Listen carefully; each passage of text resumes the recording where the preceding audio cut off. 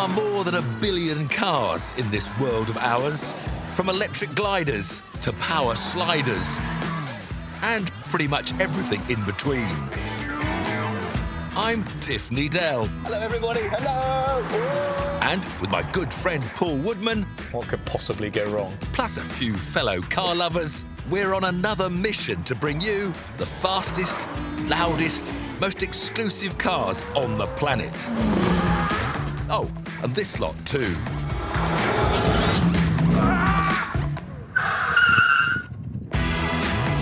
From high peaks to millionaires' retreats, our quest has taken us far and wide, stopping at nothing to bring you the ultimate automotive experiences.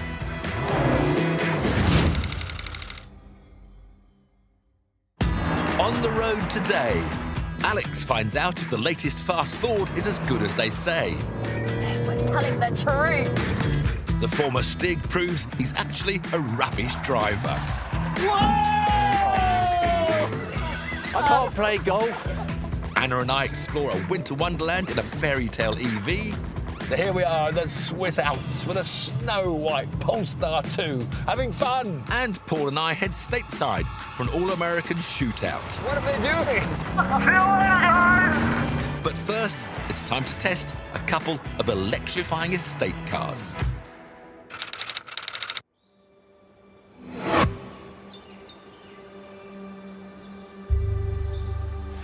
You know, Paul, I've never really got my head around what is and isn't a crossover. I mean, I know it's generally accepted as a family hatch crossed with an SUV. But why can't you have something more exciting? Why can't you have a supercar crossed with an estate car? Like this brilliant Audi RS6 Avant. I mean, 5 seats, 4-wheel drive, 600 horsepower and electrifying performance. I mean, what more could you want? It is a beast, but if you really want electrifying performance, you could actually go all electric, and a very good place to start is this. It's the Porsche Taycan, the world's new favourite Porsche. Well, apart from the Macan. Well, the Macan is pretty good, I'll give you that. Yeah, and the Cayenne. Okay, so SUVs aside, this is the world's favourite new Porsche. Yeah, but the 911's still pretty popular. You've got a point, actually, but come on. It's an exceptional car and the new benchmark for all-electric super saloons. This is the GTS model. It's got 517 horsepower. Like the Audi, it's all-wheel drive. Also like the Audi, it's around about £100,000, depending on what spec you choose. But the question is, which one is better? Which one should we try first? I think old school first. Good idea. Old man, older man, older man. Get it.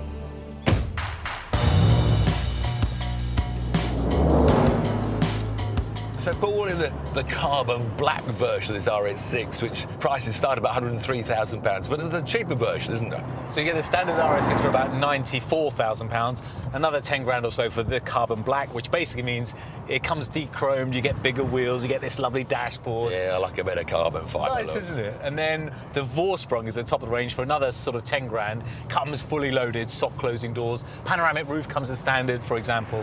For those 21-inch rims it's got, I've got these cat's eyes, it's quite a firm ride. And we're actually in the standard air suspension version, whereas there is a competition feel, steel suspension, but that must be even a harsher ride. But it's always a give and take, isn't it? Because you get a beautiful looking car with wheels that fill the wheel arch, but then you compromise on the ride quality, but that's always the way.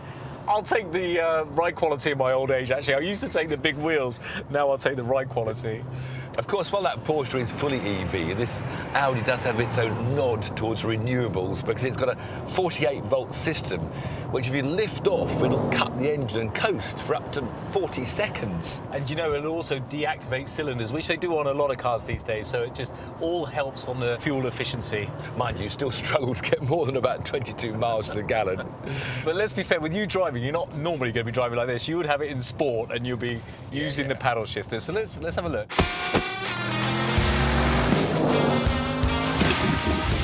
Up the third, in comes a line, brakes good for this corner, down a couple of gears, nice turn in, put on the power, fire it back out and get up again. Oh, I'm going to start cruising. I'm getting carried away now. I mean, this sort of car, 600 horsepower, just puts a smile on your face. So that's what's under the bonnet. But what about the boot? A fast estate needs lots of load space. So let's see how they measure up.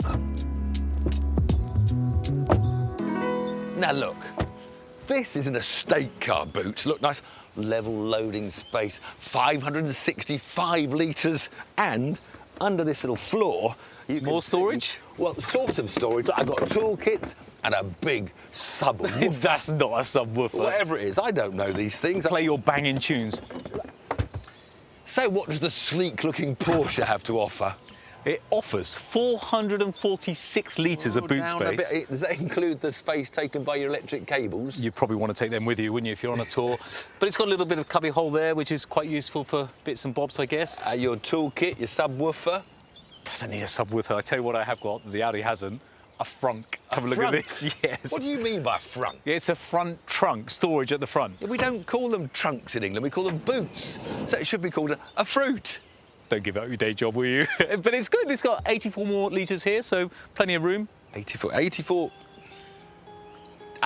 That means it's still got 35 less litres overall than the Audi. You're becoming an anorak. Come on, let's go for a drive in this one. That 35 litres is 35 litres.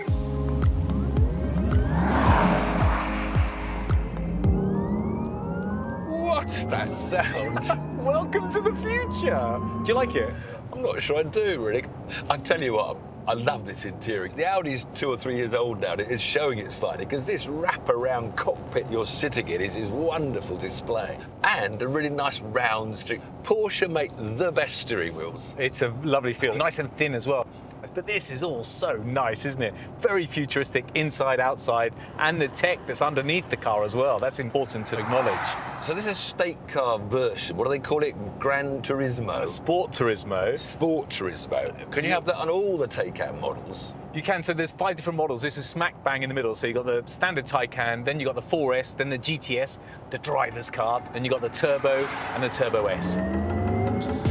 Of course, there aren't actually any turbos in an electric car. It's just Porsche's way of saying they're the fastest of the lot. Although our GTS model is hardly a slouch. Tell you what, the brakes are very, very clever, but I just wish there was a bit more feel. You put your foot down, there's not much happening. That's because the first instant, it's doing regen. What, so you touch the brakes and you're not putting the brakes on? Yeah. It's just regen deceleration. But it's so you're regenerating the battery, you're getting that maximum range. So brake pedal, a little bit weird, but what about steering feels? Often they put too much assistance on these heavy electric cars. Tiff, it feels good, it feels light, you turn in and push it around this corner a little bit. You wouldn't know you're driving a 2.3-ton car with batteries. Of course, the batteries are quite low on this, so apparently it's got a lower centre of gravity than a 911, just all because of those batteries on the floor. And if you do put it into Sport or Sport Plus, it lowers the ride height as well, stiffens everything up, and makes things a bit more responsive. It'll give it a little push through there. Whoa. It just keeps a Do you tight know line. what? It didn't understeer at all then. It rotates well, as they say. Oh, I don't hate rotate. Turns in. Rotating when I was racing was spinning. And talking of racing, it was time for our express estates to go head-to-head, somewhere where speed limits don't apply. Now this looks like a fascinating drag race because the Porsche claims a 0 to 62 of 3.7 seconds, the Audi 3.6. So on paper it should win. But then we're not just doing a 0 to 62, we've got a drag race of nearly a quarter of a mile. And this Audi's got 600 horsepower compared to the Porsche's 517, so it should blast away from it. And that's all very well, but the Audi has the rev to peak power, where Porsche gives you everything it's got, all 800 newton meters of torque, the moment you put your foot down. And while the Taycan is 300 kilos heavier, I'm just hoping this instant torque of the electric motors is going to propel me into victory. Listen to the V8 blipping away. 3, 2, 1, go. Wow, that's quick. What a launch he got. Oh dear, and we're pulling away. It's going to be a walkover. He's coming. That Audi is quick. I told you power would win. Wow, that's a hammering. So that's quite surprising there, wasn't it? I suppose that first up to 62 and you were quite close, and I think just the extra power and the lack of weight just leaves you standing. I'm quite disappointed. I thought the Porsche was going to win, I'll be honest with you. How about seeing how good they are around corners? I'm up for that, especially after losing that drag race. Come on in, Tiff. Whoa!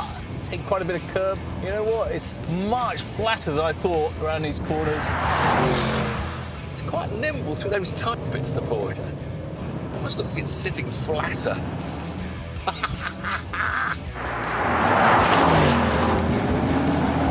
Might be track limits there. Get onto the straight though, now I can feel the extra power. We got onto the straight well. When you're pushing a big car like this around a little track, it just doesn't feel right. Oh, it feels very understeery. You see, I'm just easing up to his bumper before he hits the brake. Brakes late. Anchor on the brakes. Oh, he's right behind me. I missed the brake. He's outbraked himself this time. I'm just about held it there. I've got him flustered now. I thought he'd be struggling. I'd be all over his bumper, but I think he's got less understeer. I've still got a bit too much understeer. Out of the corner, you just got this instant power and just pushes you along. It is quite incredible. That's impressive. That's very... corner's flatter, I feel, than this. Let me by, but you have a look from behind. Come on, let me go now. Let me go. The red car and the blue car had a race. Gonna use my power now. Power, power, power. Oi, get out of my slipstream. But I like this. I'm going to try harder. Get away. I was trying to deploy DRS. Eat my dust, eat my dust. He's not pulling away on this straight, you know.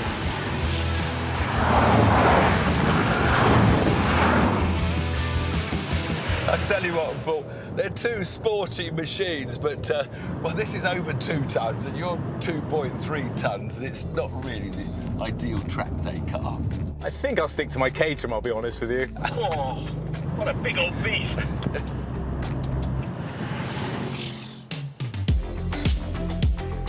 So, when it comes to pace, power and practicality, Audi still rules the world of fast estates. However, the all-electric Taycan is one step ahead in the 21st century tech race. With the era of petrol power coming to a close, Audi and other manufacturers are no doubt already working on new generation battery-powered wagons. And so, the battle of the fast estates looks set to continue long into the future.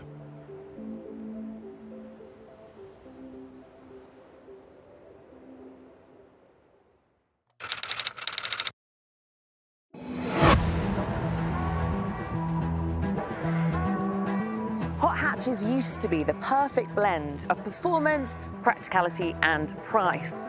But used to be is the key wording there, because lately they've just become a little bit much. Big rear wings, 4-wheel drive, big, silly power, and even bigger, sillier prices. This is the Ford Puma ST. It's not flamboyant, angry or silly. And starting at just under £30,000, it's not eye-wateringly expensive either. It's a hot hatch in the more traditional sense, which means it will mix the stuff you want from a hatch with all the fun stuff you could possibly want.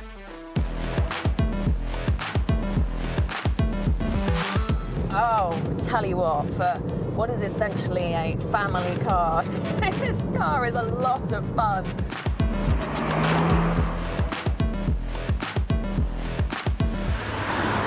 Ford's ST range date back to 1997, and honestly, since then, they've pretty much all been hits. Not only that, but they come off the back of some pretty legendary performance vehicles too. So Ford really can't afford to muck this up. They handed this car to the team that make the Mustang and the GT and just said, play. And play is exactly what they did. More downforce, stiffened the suspension, lowered the ride height, and this car handles really well. So first impressions on the interior is that it's, it's not groundbreaking, but it looks nice. It's appealing enough, and it's very tactile. Heated steering wheel, heated seats, heated windscreen. In fact, it has all of the convenience points that you might need. Not only that, but the Puma is very spacious, both in the front and the back. It's a good-sized cockpit, good-sized boot. And ultimately, considering these SUV crossover cars are designed with families in mind, space is really important. Families like practicality, but I reckon they'd also like something good-looking on the drive. The Puma is rather handsome. It's a friendly car with a few go-faster tweaks to add to its hot credentials. It has a front splitter, subtle rear wing, side skirts, purposeful alloys, and zesty badging to show what it can do.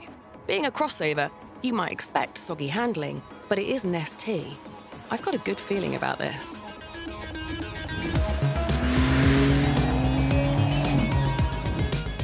First impressions is that when they said that these cars are fun, they were telling the truth. It sounds good, and I tell you what, it handles absolutely brilliantly. It feels aggressive without feeling too yobbish. Really good cornering. The steering is extraordinarily responsive. But I have to say that the steering is a little bit twitchy at slower speeds. They improved it by 25%, but that's almost irritating. It's almost too skittish underhand. Underfoot, it's brilliant. It responds brilliantly. It goes up the gears very, very well. But again, is that what you're going to be doing day to day? I'm not sure. However, what this car does do is provide plenty of fun. Oh, do you feel that? Do you hear it? That's got proper grunt. Nicely done, Puma. The Puma has a 1.5-litre turbocharged 3-cylinder engine that produces 200 horsepower. 0 to 62 takes 6.7 seconds, and it tops out at 137 miles per hour. Compared to some competition, that's a bit lacking, but that's not a bad thing. These cars are about fun. They're not about scaring the dog. And I have to say, the Puma is certainly delivering on the fun factor. So, all in all, this is a great car to drive. And in terms of a performance crossover, you're not going to get anything more fun than this. If you loved the Fiesta ST, you will love the Puma ST.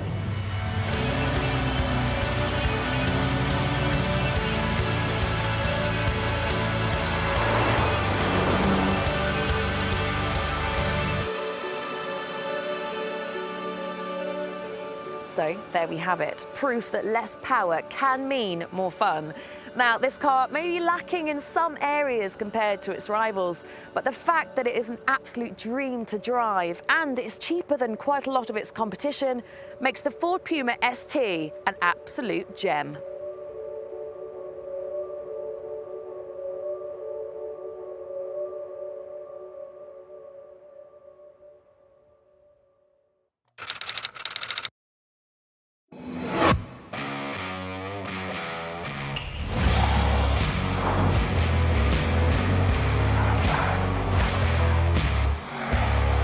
This is the Bentley Bentayga S, £180,000 of V8-powered country mansion on wheels.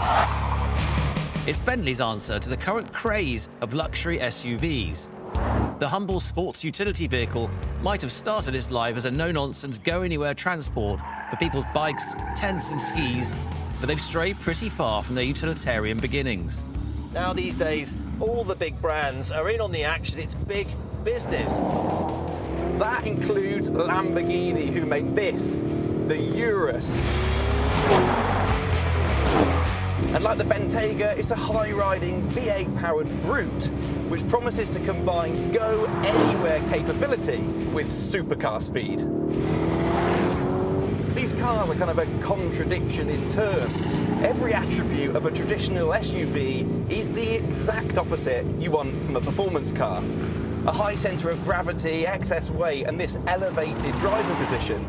But it's like mixing a hiking boot with a ballet shoe. And a heavy hiking boot at that. The Urus weighs in at 2.2 tonnes. The Bentayga, 2.4. But the Bentley overcomes this with a combination of brute force and technology. The force is in the twin turbocharged 4-litre V8, knocking out 550 horsepower, which makes it feel very light when you get on the power. As for cornering, which is traditionally the enemy of the SUV, actually the Bentley comes at it with a technology that works really well, activating electronic motors that shore up the suspension, control the roll as you enter the corner, and literally fight the forces of nature. The Urus does the same thing, and it is very effective. Newton's third law is more of a suggestion to these two. And like the Bentley, I've got a near identical twin-turbo 4-litre V8. But Lamborghini have given this an additional 100 horsepower, 650 to be exact. That's 650 horsepower in an SUV. And it sounds unbelievable. Not really like a traditional Lamborghini, more baritone than tenor, but this isn't a traditional Lamborghini. After all, it's the first Lamborghini to be fitted with turbochargers, the first to have an automatic gearbox. But as fun as all this is, there's a problem with us testing the cars here like this. In the real world, they're simply never going to be used on the track. Better then to hit the road.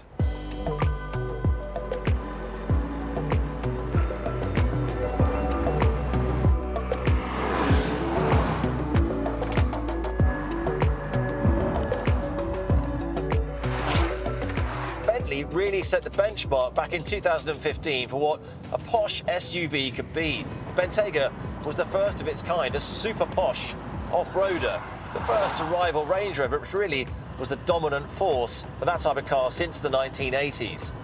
Bentley's take was very different, but like all things, if you're the first out of the gate, you set a target on your back for others to follow.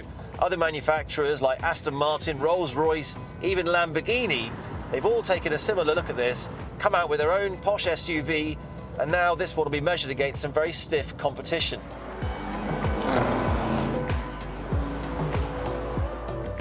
Bentley may seem like the more obvious choice as makers of an SUV. After all, they make these big, luxurious saloons, so all they had to do was make another one a little bit taller. The move for Lamborghini, however, is a bit more left field, but back in the 80s, they created the LM002, which was intended really as a military vehicle and shared a lot of similarities with the American Hummer. And let's not forget that Lamborghini started out making tractors, so they are no strangers to going off-road. But this Lamborghini is anything but agricultural. Take the interior, for example. It feels like we're in the set of a Marvel movie.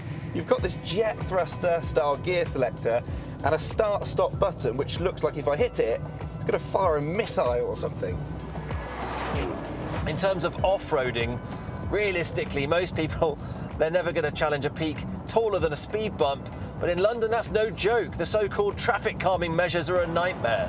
You need a bit of ground clearance just to get around, to jump over curbs and get over the big bumps. But if you do need to venture onto the dirty stuff, you've got a few modes here for tackling snow and mud. So if you end up going to the point-to-point, you can splash through a few puddles with confidence and still look sophisticated.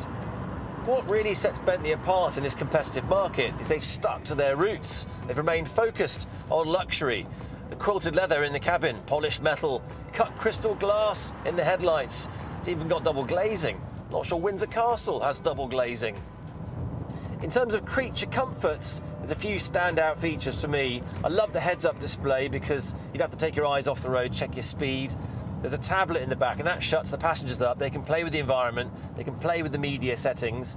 My absolute favourite though is the name audio. It produces a really cinematic sound. It crushes the road noise, really makes you feel like you're in your own personal VIP lounge. The only thing that's missing actually is the champagne cooler, but I'm reliably informed you can have one of those installed. There's no denying though that the Bentayga feels like quite a big beast on these country roads. And while the focus has been on interior space and comfort for the passengers, you'd expect a bigger boot. The space isn't that much bigger than what you'd find in a Honda Civic, which is not what you expect from something that's this big on the road. Lamborghini is the home of mad, fire-breathing supercars. Back in the 60s, they were even credited with inventing the first supercar, the Lamborghini Miura. But over the last year, Lamborghini have actually sold more of this than their other models combined. So is it now time to look at Lamborghini as an SUV manufacturer with a supercar side hustle? Taken all together in this road context, the best word I can think of to summarise this car is comfortable. Everything is effortless. The V8 just gives you continuous torque, so you can increase your speed from any speed with no fuss whatsoever. Cornering wise, there's a lovely bit of feedback, but not too much. If you want more response, you can flick it into sport, but I suspect most people will just drive this in comfort with easy steering and just this freedom, really, just to enjoy the ride.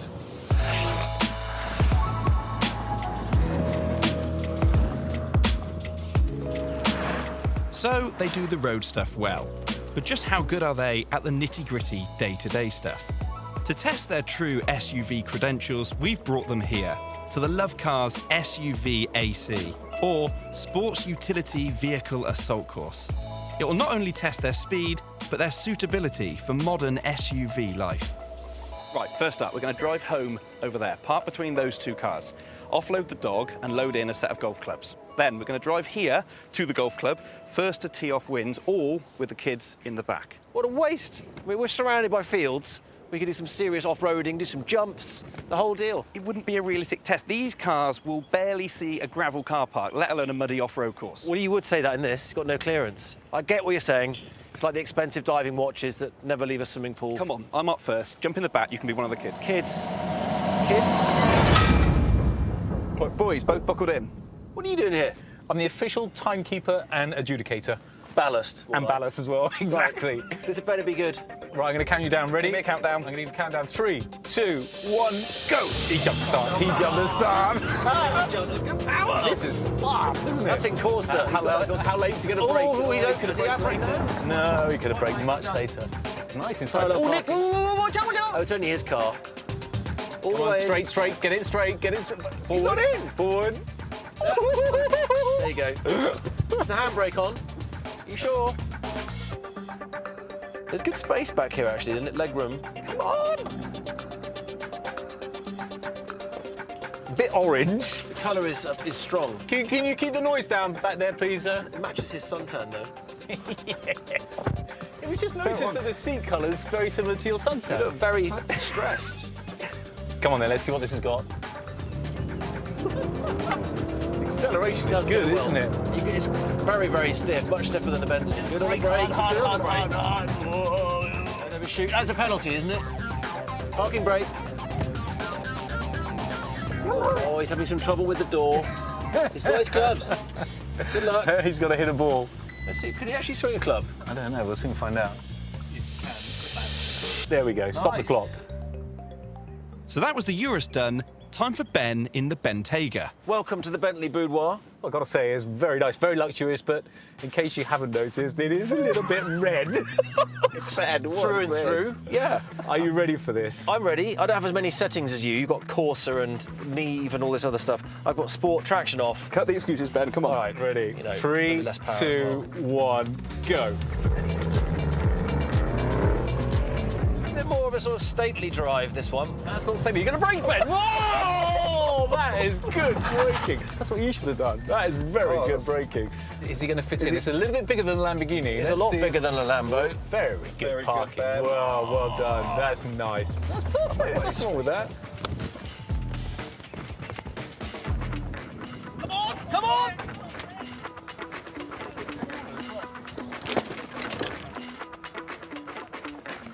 Here it goes. Seatbelt on, please. Safety first. Always. You're going to have to go some now to beat Nick, let me tell you. Sounds good. Oh, no, he's going to do the chicane. He's going to do the chicane. He's going to... He might win. You got 15 seconds. 10. Come on! 8, 7, 6, 5, 4, 3, 2, 1! I can't play golf. So the conclusion is... I win? A Bentley's as fast as a Lamborghini. I won! Yes! Get it! In the face! In the face!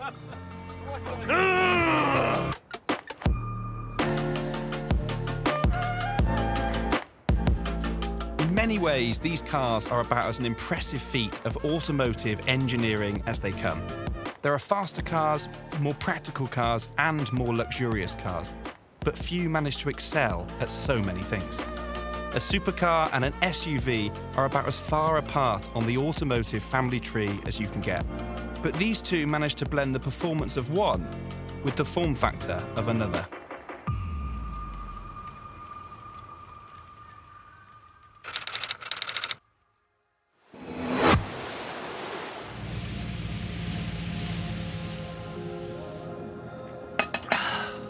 Switzerland. It's a tranquil place, famous for its mountains, watches, chocolate and cheese, and beautiful lakes like this.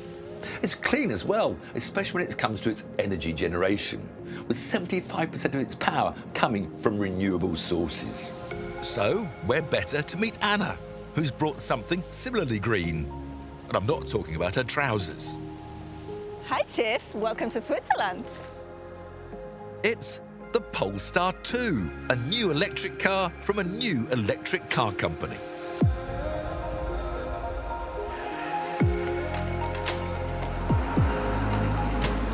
So, Tiff, tell me, what do you know about Polestar? I do, of course, know that they were a famous tuning company in Sweden. They ran Volvos in the Swedish Touring Car Championship very successfully. Then in 2015, Volvo bought out the company in order that they could run their entries into the World Touring Car Championship, which they actually won in 2017.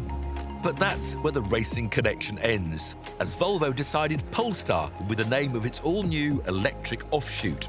Its first car, the Polestar 1, was actually a hybrid. And then came this, the Polestar 2, its first proper EV. So is it a completely new car then? Well, not quite. It is actually based on Volvo XC40, not a bespoke EV platform. And you can spot some Volvo-ness with the steering wheel, with the switchgear, and the vertical infotainment screen, which is, of course, a very Volvo thing. So it's pretty much a Volvo in a smart suit then, isn't it? Clearly, we were going to have to take this argument outside, where things were starting to look a bit Scandinavian. Look, Tiff, it looks nothing like a Volvo. Except maybe those headlights, Volvo's famous Thor hammer-esque headlights, do you think? Like the grille. Now, electric cars all have these false grills. I mean, this one looks okay. It's such a proper grille. Proper It's a radiator. Oh, yes. Yes. A real grille on an electric car. I like that. Down the side, fancy-looking brakes. Gold calipers, gold valve cap. They're supposed to match the gold seat belts, which look a bit, well, yellowish. What about style-wise? Do you like little sort of creases around the rim? I like it. It looks a bit quirky. I like it. Yeah, adds a bit of flavour to the car. Nothing that special down the side. No, it looks round classy. the back. Well, the back is a little bit bulky, but with the lights on, it looks beautiful. Ooh. So overall? It's chic. It's elegant. Not too little, not too much, just right. Get you chic and elegant. Anyway, it's cold. My turn to drive. Snow's coming down.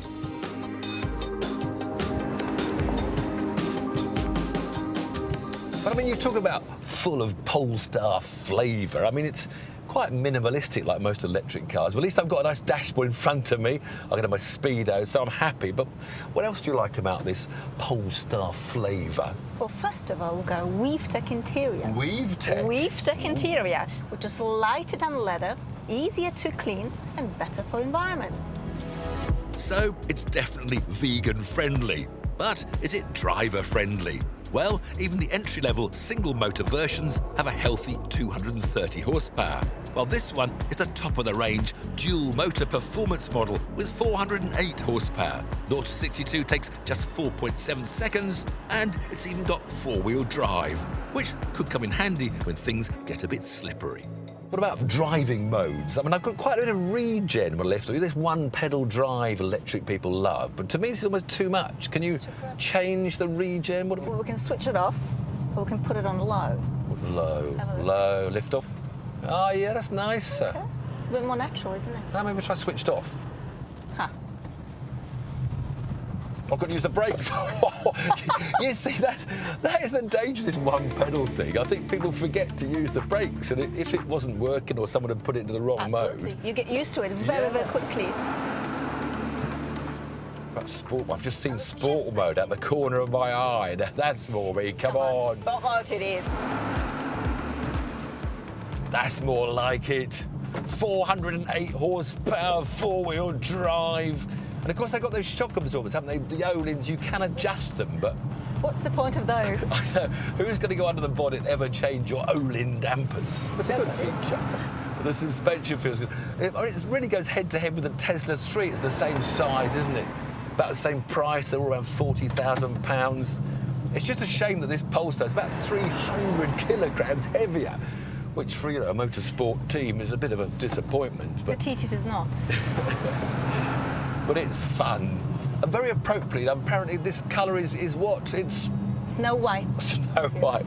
So here we are in the Swiss Alps with a Snow White Polestar 2, having fun. In fact, the Polestar 2 is one of the best everyday EVs out there. And you'll get close to 300 miles between charges as well, depending, of course, how you drive it.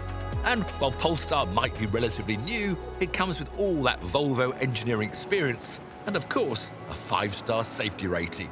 If you ask me, it could just be the car to topple the Tesla 3.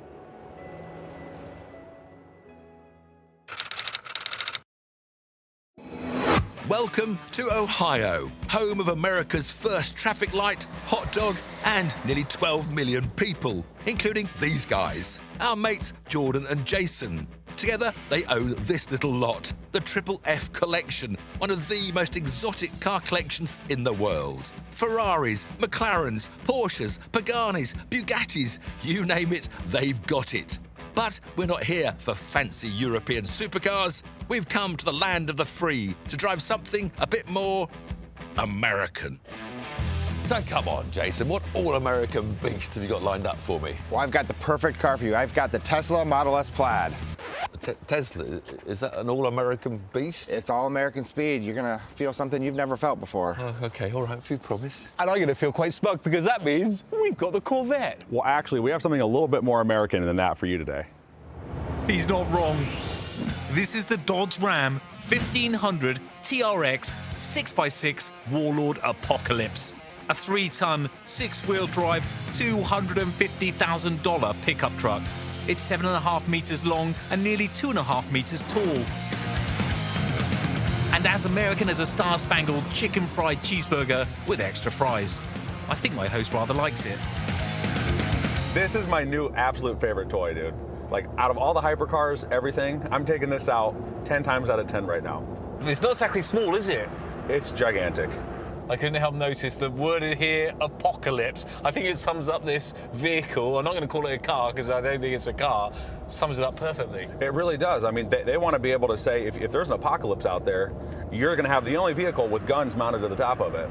And you're going to survive and everybody else is not. What sort of engine's in it? Has it got any poke or not? This is a Hemi Hellcat motor in it with 707 horsepower, but I had them tune this up to 850. It must weigh like a few baby elephants. It's probably 4 or 5 baby elephants. Yeah. So don't let it fool you. It is ridiculously fast. So they took a production Dodge Ram TRX and we had it sent down to Apocalypse in Florida. They just cut the thing in half, extended it, and put 2 wheels and another axle in it. It is a true 6x6. Do you know what? It actually drives much better than I thought it was going to drive. I thought it was going to drive quite agricultural, but it doesn't. It drives more like a car. You feel like you can turn it in a little bit. The steering's quite precise. The brake feels good as well. The brakes are great. Yeah. You have 6 wheels braking too.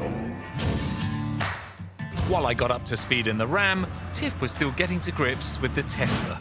Jason, can we start with what's this? Well, that's a half steering wheel. I need a whole steering wheel, surely, if I'm going to corner. What happens? Well, what do they call it? They call it a steering wheel. They call it something else. They call it a yoke. A yoke. Is that a joke? Is that a joke? It is a joke, yeah. The yoke is a joke. Right. But now I've got no start button. How do I make it into go? It's really easy. You want to go forward? Push forward. Ooh. That's it. Oh, now that's a joke. That is a joke. No. I mean, if I was doing that in a hurry, I'd be missing it all. Well, I've seen the way you drive. It's not for the way you drive, yeah. I don't even know which. Oh, no, I'm going off now. Oh, now I've got a camera come up from where I'm. Well, that's because you have your blinker on. That's your. I didn't put a blinker on. I didn't put a blinker on. How did I put a blinker on? Oh, right there. Oh, for goodness. How do I stop it? There we go. That's because I've touched it accidentally while steering. I've touched it. What is a plaid? Is it an American word at all? Where have they got this word plaid from? Plaid is the pattern that's on the wrap. And so when they're going so fast, like they're in space and the stars are going by them, that looks like a plaid pattern. So is this the future of America then, do you think? It's the future of speed. I don't know about the future of America. I still like good old gear shifters. Meanwhile, back in the Warlord, my apocalypse survival course continued. So what's with this coating outside? I've never seen a paint job like it. So I wanted them to do something unique for us. So this is a Kevlar coating. So we knew we were going to be jumping this, going through brush, going through the woods, just destroying this thing. And it would look terrible on paint. So this way, there's no scratches on it, it's very durable, and we can just power wash it off. It looks fantastic as well. I love the green, like a military green. It is, yeah, that's exactly what we wanted it. Military with the bronze. I think everything works together well. And the other cool feature about this is I think it has a bigger screen than the Tesla. It's quite big, isn't it? It's very impressive. What's the most outrageous things you do in this thing? So, some of the premise when I told them to build this, because you know they kind of build these for people that just use them like normal human beings. So I told them, look, you need to reinforce, you need to get more engine brackets, you need to get more bracing up front because this is going to jump probably 30, 40 feet. So this thing jumps. This thing jumps. Eventually, Tiff and Jason caught up with us in the Tesla, and Tiff had a few opinions on the 6x6. What is that thing that Jordan's put poor old Paul into? Hello, Paul. Hello, Paul. There's a big plaid or plied behind you. When you say big, I don't think that's big comparative to what I'm driving. I'd quite like to overtake you, but I can't see any of the road ahead of me because you're blocking the entire horizon. Right, let's sort it out. Open the throttle and... Oh, that's not very impressive. I thought it was supposed to be all about acceleration. That is nothing. Do you want to try to go up to sport? Yeah, okay. Let's see what sport does for us. And all right. Oh, that's a bit more like it. That's quite gentle, actually. You're liking that, though, right? Yeah, that's okay. That's okay. Okay. But now I'm a bit bored. What else can we do? This is where it gets fun. Let's give it a bit of play. Oh!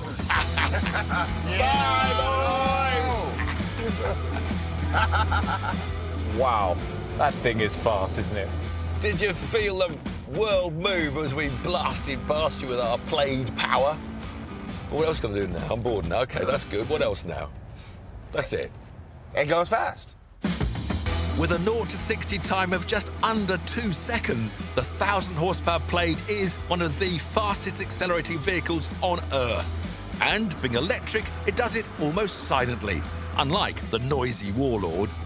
Get that oversized golf cart out of the way! Let's go, let's go!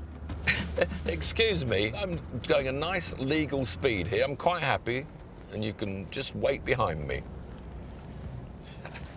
The thing is, Jordan, they're so smug because they know that we're not going to be able to overtake them. If we go to try and overtake them, they're just going to put their foot down and we're going to be dust. At least we know they're not having fun and we are. Yeah, exactly. We got the biggest smile on our faces, I'm sure. 100%. Mind you, Jason smiles a lot, doesn't he?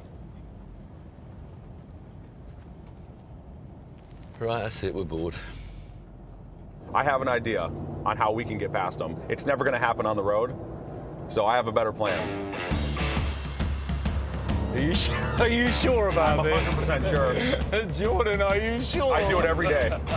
They won't know what's coming. This is your overtake spot. Okay, Veer, go.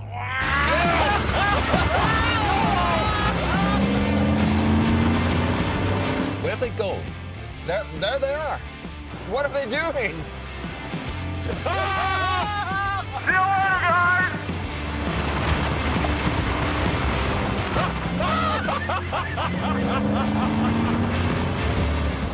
How do you like that, Dell? Excuse me, I'm not sure that was totally legal. I'm glad you own that land. So am I. Paul, where are you going now? We're gonna go have some fun back here in the field, so you guys should just go park that Tesla somewhere safe and keep that thing on the road. Don't let Paul drive, by the way, doesn't know what he's doing. So this is all yours? It is, yeah. So we can do what we want? We can do anything we want, this entire field. Think of it, we can do it!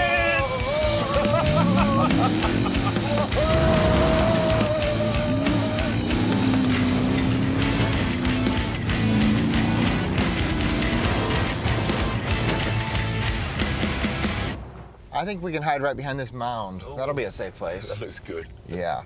Especially Paul's driving, you've got to have this well out of the way. For sure. He needs a lot of room when he's off-roading. Right, well, we should be good here? Yep, this is good. Idiots. And so, with our pre-flight checks complete, it was time to demonstrate the Warlord's party trick. Are you sure about this? I'm positive. I trust you. 100%. I am so nervous, I can't tell you. I'm so I'm nervous, but let's just go. Let's hit it. Okay, here we go. Are you sure? These boys are nuts. They're crazy. What are they doing? Where's they going now? They're coming right at us. Oh my goodness.